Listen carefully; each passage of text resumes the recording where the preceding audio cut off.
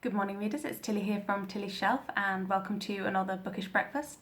And this week, for the first week in a while, I'm going to be talking a little bit about a selection of books that I've read and some books that I'm planning to read, because obviously everyone on BookTube is getting really excited and building up towards the Victober, which is a wonderful month of Victorian reading, hosted by Katie at Books and Things, Kate Howe and Lucy the Reader. Excuse me. And I was starting to think about what I was going to read for Victober when I realised that I've kind of unintentionally done a bit of a Victember. Like, I've been reading Victorian books off and on for the last month, completely unintentionally. It just kind of happened. The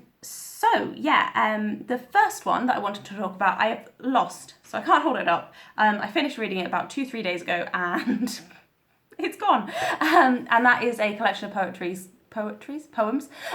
called A Shropshire Lad by A.E. Houseman, and I believe, obviously I've lost it so I can't double check, I believe it was published in like the 1870s.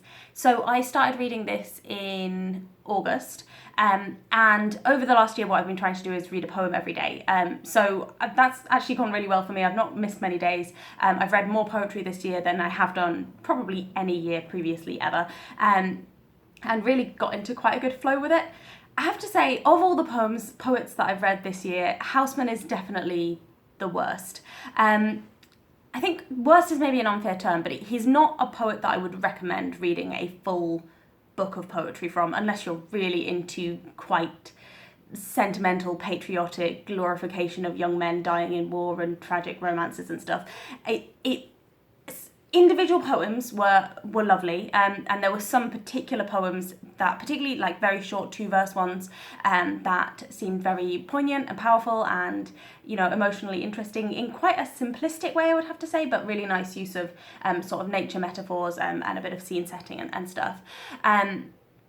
But the collection on the whole, it was like reading the same 3 poems time and again, and I just got a little bit bored and a little bit frustrated with the values that were constantly present in these poems, like this kind of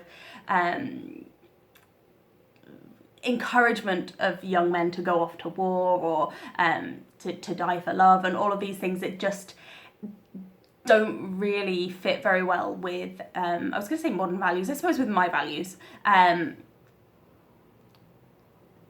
That the dramatic romance of them kind of became a little bit wearing over time. I'm glad I finished the collection because, you know, I'm trying to get a few completed collections down and to get like an idea of how a poet's work kind of fits together over the body of an anthology, for instance. But yeah, I wouldn't strongly recommend Houseman. So that was the first Victorian book that I finished this month. Actually the first one I started, the last one that I finished, because I was just reading them one a day. The second one, again, I don't have to wave it up, was quite by chance. I was going to see a friend who speaks Spanish, and I wanted to be able to speak Spanish with her, so I wanted to, do a little bit of practice before we met up to increase my kind of fluency level. So I was looking for... Obviously, in July, I listened to Pride and Prejudice in Spanish, and that worked really well for me because I knew the book relatively well, so I could understand the Spanish really easily. So I was looking for another book that I've read in the past that was translated into Spanish, so I was kind of looking for a typical classic book that would be like accessible and easy for me to read, and one that was quite short. And it turned out that the cheapest Spanish language translation of a classic that I've read available on Audible was El Fantasma de Canterville, the Canterville Ghost by Oscar Wilde. And I completely forgot to write down, I think it was Aurora de... can't remember the name of the narrator. It didn't actually say the name of the translator. I do think it was a relatively good translation, but for me it was slightly harder to understand this time. I think because I just knew Pride and Prejudice, that extra level of I know exactly what all the words are, so I didn't really need to worry about the understanding. I found the comprehension a little bit harder with the Canterville Ghost translated, and that's purely to do with my level of Spanish, which is why I need to practice more. And I do kind of quite like this as a technique for practicing.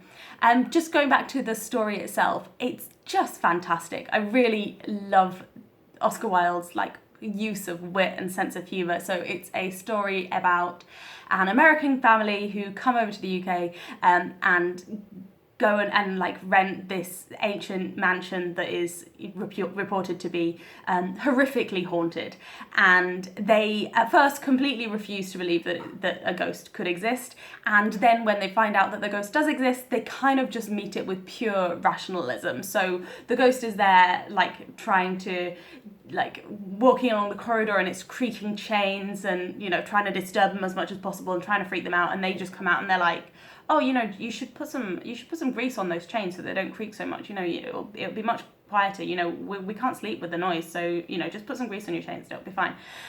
Or like there's a blood stain on the carpet and they're like, oh, we've got some really good stain remover that can get this out. Not the carpet, I think it's the wood floor. And it's just about the increasing frustration of the ghost as he tries to confront the American family. And I think I quite like the use of perspective. Like it goes from first like taking the point of view of the American family and specific members of them to like increasingly moving into the mind space of the ghost as it becomes the one that is most tortured by the course of events. And yeah, it's a real treat. It's a very short book as well. I think it's a novella or potentially even a short story. So I would recommend that if you're looking for a short Oscar Wilde. It's just so entertaining. Then the next book that I wound up reading so my husband has got an Audible subscription and I use it quite a lot, and I discovered, this is not a sponsored video, but I discovered this month that there is a feature called like Audible Plus or Included, and basically there's loads and loads of books that are just completely free if you're already a member. So I was listening to a few things that my husband recommended, and then just found this Included thing, and just like there's so many books, and particularly classic books, and I was like, oh, I can like really delve into this. So I listened to Persuasion, but obviously I've done a lot of Jane Austen this year, so I was like, right, I need to move away from Jane Austen, tempted though I was by getting an audiobook of Emma, and I wound up with Far From the Madding Crowd by Thomas Hardy, and I've got this really nice Folio Society edition. And so I listened to that, and one of the reasons that I have been listening to audiobooks probably not as much as reading this month, but I've had a significant chunk of audiobooks this month, is that I've discovered crochet, and I meant to bring a piece of crochet to hold up, but I've just been kind of like sitting there listening to a book while I crochet, and that's been quite fun. And also like while I'm doing the housework or something, I put an audiobook on, I guess at a time when previously I probably would have been listening to more booktube videos, so that there is like a knock-on effect there, that I've spent probably less time engaging with booktube and more time engaging with books, I suppose. I guess there's a balance to strike there between it enjoying participating in the booktube community and getting more book content consumed. I'm still not sure whether I'm counting audiobooks as books read. I kind of am on my list of books read, but it kind of feels a little bit like cheating. But anyway, Far From the Madding Crowd is probably my second favourite Thomas Hardy novel of the ones that I've read, which is, I think, only 4 so far, which, considering that I probably rank him as one of my favourite authors, is must try harder, must read more Thomas Hardy.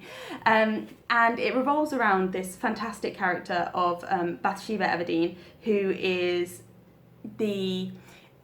she starts out as a kind of relatively poor young woman working on her aunt's farm, and then her uncle dies and she inherits this whole farming estate, and then it looks at the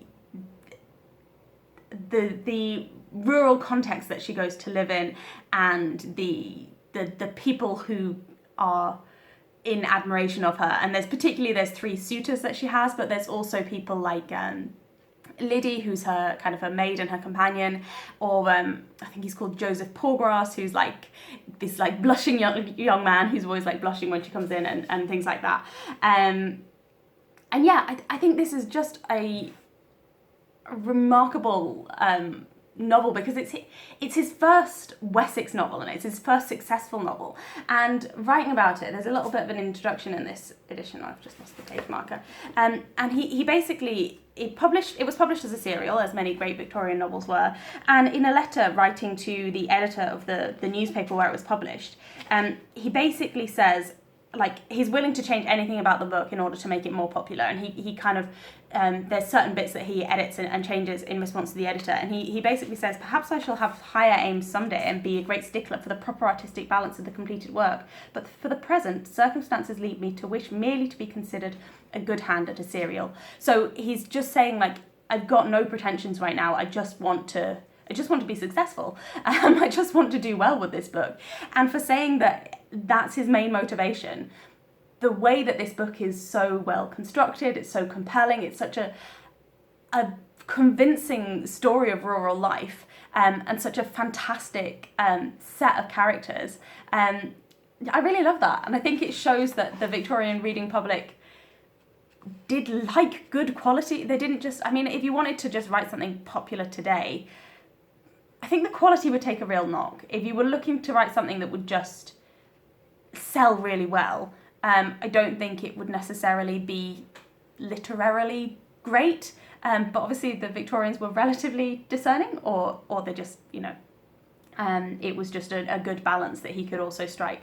Something that would keep people engaged and keep people reading with his, you know, intrinsic authorial ability. This edition was, I think it was a gift from my mum. She found it in a charity shop, so that's Ros at Scully Dembling About the Books, and there's a beautiful map of Wessex. So yeah, this is the first Wessex novel. This was the first time that he decided that he was going to take that region and call it by the name Wessex, and you can see this one takes place at Weatherbury, which is just there on the map, and then it's also got these really lovely woodcuts, and that's just like one of the fantastic rural characters that feature in the book. So yeah, I just really like this book. One of the things I like about it is the kind of the progression of time and how it shows how people's opinions and statuses change over time. So we've got Bathsheba, who goes from being not very well off to being quite a well-established farmer, but then experiences a lot of problems as a farmer. And then we've got, I suppose, the leading man. Not to give anything away, but one of the main suitors, Gabriel Oak, goes from being quite prosperous and kind of ready to set out on his own as an independent farmer, then goes to having really next to nothing, and builds back up again to being again quite prosperous. So we see this kind of cyclical kind of up and down of people's fortunes, and the same thing happens with other characters like Boldwood. But you also see people whose fortunes are damaged by chance, and also people whose fortunes are damaged by their own mistakes or misbehaviour. So there's like Sergeant Troy, his negative behaviour kind of brings down his prosperity, and because it's kind of his fault, then we see that it's harder for him to pick it back up again, or he's trying to, rather than building back up for himself, he's trying to pull on other people to help himself get back up again. And that kind of fits in really well with the cyclical nature of the farming year. So at one point near the beginning, there's a scene where the ricks, like the corn ricks, like all of the harvest for the year, not corn, wheat, all of the harvest for the year is at risk from fire. And the economic impact of that, aside from the drama of the scene, the economic impact of potentially losing a huge amount of crop to like negligence in terms of letting the fire start and spread, would be huge. So we've got this like huge effort to save the ricks. And then a year later, there's another situation where the ricks are at risk, and this time they're at risk from the weather and from rain and flood and from getting soaked.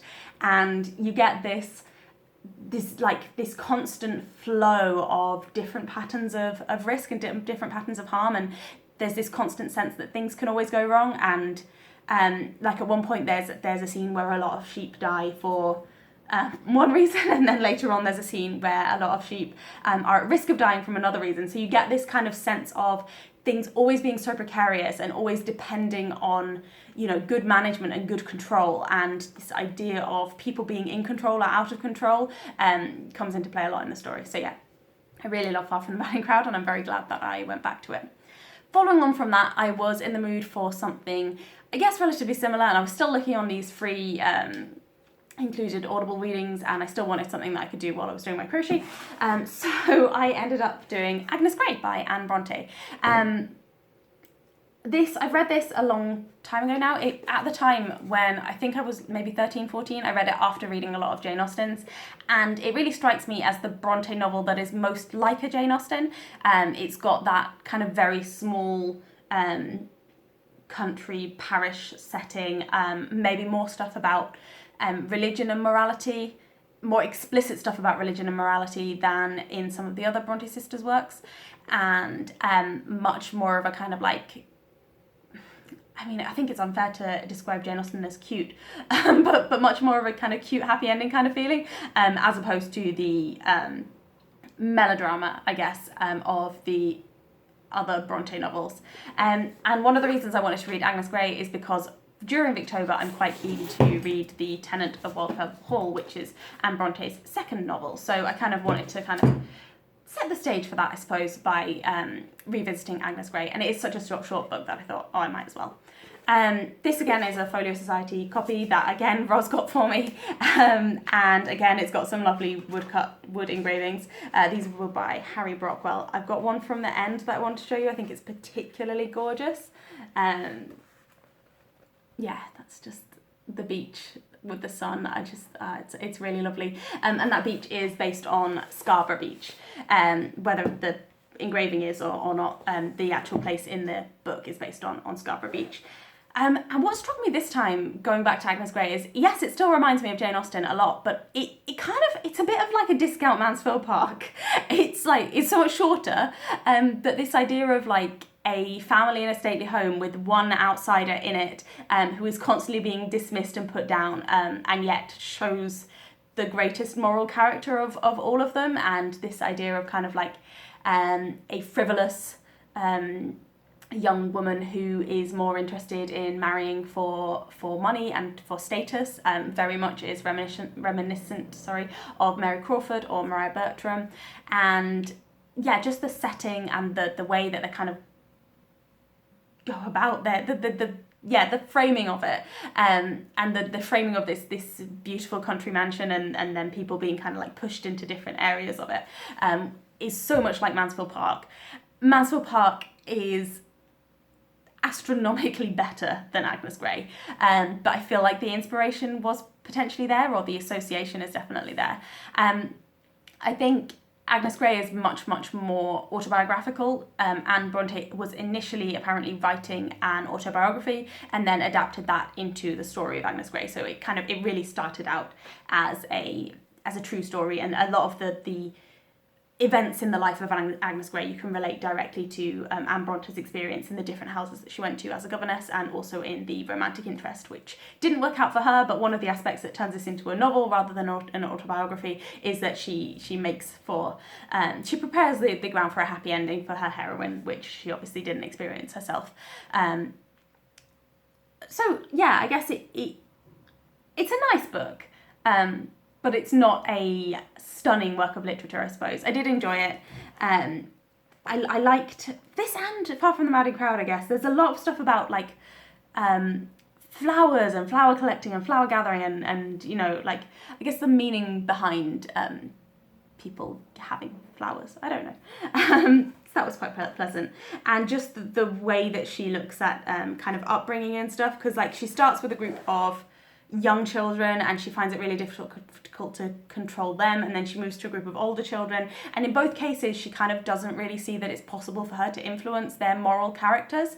And to me that kind of raised the question of, at what stage can you influence a moral character? Like, is she saying that you really have to start from the baby or from the family unit itself, because constantly she's trying to set rules for her pupils that are then completely undermined by their own parents and friends? So it's like she's kind of saying that you need the whole of the family and the whole of the society to have a strong moral foundation in order to be able to bring up children well, or whether she's just using that as a kind of an excuse for her own incompetence. It's hard to say. So once I finished Agnes Grey, I kind of realised that I was on a bit of a Victorian trajectory, and I wanted to do a bit of a Dickens, so I picked up Great Expectations by Charles Dickens, again as an audiobook, and I've got to the point where he has gone to see Miss Havisham for the first time. Again, this is another secondhand copy of a Victorian. I've got a lot. Like, my Victorian novel second-hand book collection is probably my best. And I'm just looking for a nice picture in this one. This has got some of the quite early illustrations, which I love. Very different in style to the more modern wood engravings, but still enjoyable. I think this is from about the 1930s. As somebody told me exactly what editions they were, but I have forgotten for now. I'll see if I can put it in the description. So I'm enjoying going back to that. I read Great Expectations a long time ago, but it's a book that I know I've read, but when people talk about it, I can't really remember what happened. So I feel like I kind of, like, I've read it, I've definitely read it, but I almost feel like I'm saying that I almost feel like I'm lying when I'm trying to talk about it. So I thought it would be a good thing to revisit that and just remind myself of the events. So I'm probably going to finish that early in Victober itself. So that's going to be my first completed Victorian novel. And then just a couple of the things that I am going to plan to read during Victober as in terms of my TBR. It's quite short so far. I'm trying to keep it kind of flexible, and then I can go with what I prefer. I was thinking of trying to read a big, hefty Victorian book like Middlemarch, but I have been really enjoying the last couple of months reading a lot of shorter books, or a lot of maybe slightly lighter books. So I think I'm going to go with that approach instead and read more books and try and read more of a variety of books, and maybe not all Victorian books, and just go for the enjoyment factor of reading a lot of books, and then maybe next year focus on some longer books. So in terms of poems, the only Victorian poems I have in a short edition that I might be able to finish in a month is the Best Poems of the Bronte Sisters. I think I've read about a third to a half of this previously. There's about 45 poems in total by Charlotte, Emily and Anne. So I think what I'm going to do is try and read about 2 a day, so I should finish this in the month. I know that their poetry is not always as good as their writing, but I think, you know, I need a book of poems to read, and I need it to fit for Victober. I've got a book of Tennyson poems, but they're a little bit fragile, and I tend to, when I'm reading one every day, I tend to kind of leave it lying around, and I don't want it to get damaged by that. Then the next thing I'm doing is a group read, group read along. Not the Victober group read, although I'm going to try and join in for that. That is Gothic Tales by Elizabeth Gaskell. If I can get hold of a copy of that, I'm going to join in. But a group read-along read organised by Mark at Booktime with Elvis of Lorna Doone, and this is going to fit for me. I'm going to make it do double duty. It's a sensational novel. It's set in a rural area. I believe it's got a female main character, and I believe it was quite popular at the time. So I think I'm going to try and hit all of the challenges with one stone, and I can try and read a little bit of aloud as well, because why not? And then if I only finish one book this month, I'll have at least, you know, achieved a substantial number of the challenges. So that's Lorna Doone. I'm really looking forward to doing that and to having a group discussion about that. And then, as I mentioned, I would like to read The Tenant of Wildfell Hall, and this is mainly because every Victober people read The Tenant of Wildfell Hall, and I feel really envious of their enjoyment of it, because I've read this probably not long after I originally read Agnes Grey. Probably I was about 14, 15 when I read this. I remember I enjoyed it. I remember lots of bits about it. But compared to, I've reread Wuthering Heights maybe twice. I've reread Jane Eyre, can't even count how many times. And I've never reread Tenant of Wildfell Hall. And yeah, I always envy people who are reading it. So that's what I'm going to do this month. And I have been looking forward to it since last year. So I hope I get to it and I hope I finish it. I think one of the challenges is to read a popular book that you haven't read yet, but I'm going to count Lorna Doone from that because I think it was popular. So that's everything. So that was Victember and the plans for Victober. Thank you very much for watching, and I hope you've also got some good plans for Victober.